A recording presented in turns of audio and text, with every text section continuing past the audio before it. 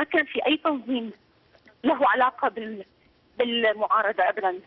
الشارع سبق الناس. طيب انا عم بحكي شوي بصوت واطي وهيك لانه الامن موجودين بكثره هلا. طيب المكان اللي انا موجود. أنت تقولين بأن الشارع كما في سوريا كما في مصر وتونس سبق المعارضة أو أي جهات سياسية. انطلاقا من هنا أريد أن أعرف منك من هي الفئات الشعبية التي شاركت في هذه التظاهرة، ما كان عدد الذين نزلوا إلى الشارع سهير؟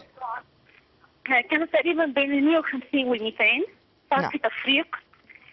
صار في اعتقالات. هسه لهلا نحن ما لنا على فكره عم بيطلع هلا بوجهي اشخاص لهم علاقه بالامن وعم يصوروا يعني فانه يعني هلا حوالينا الاجواء هيك. صار في اعتقالات للبعض. لهلا ما قدرنا نحدد تماما الاسماء.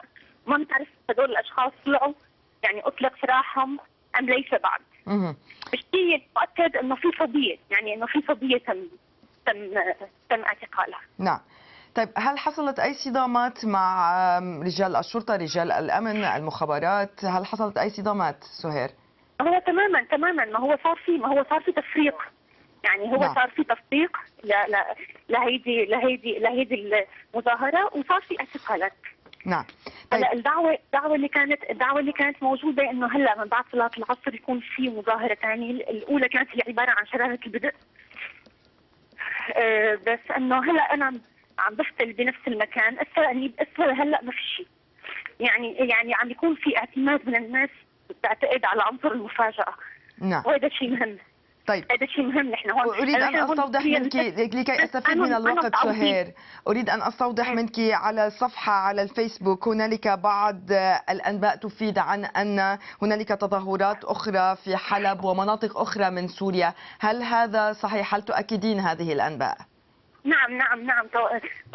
تواصلنا مع الأصدقاء بحلب وعلمنا أنه صار في حصار تطويق من الأمن بساحة عبد الله الجابري بحلب. نعم. شكرا لك سهير. وضروري على فكره انا عفوا انا بس ضروري كثير انه انا بس اقول هلا نبأ مهم يعني بعتقد انه الان بسوريا في اطفال معتقلين. في اطفال من محافظه درعا معتقلين. اطفال بصف الرابع وبصف الثالث بمجرد انه هن عم يشوفوا تلفزيونات فبتاثروا فكتبوا على حيطان المدارس كتبوا نفس العبارات اللي عم تنقال بتونس وبمصر. فالان في اطفال معتقلين. شكرا لك سهير، ولا بد بالطبع من التأكد من المعلومات التي أوردتها إلينا الناشطة السورية في مجال المجتمع المدني سهير الأتاسي.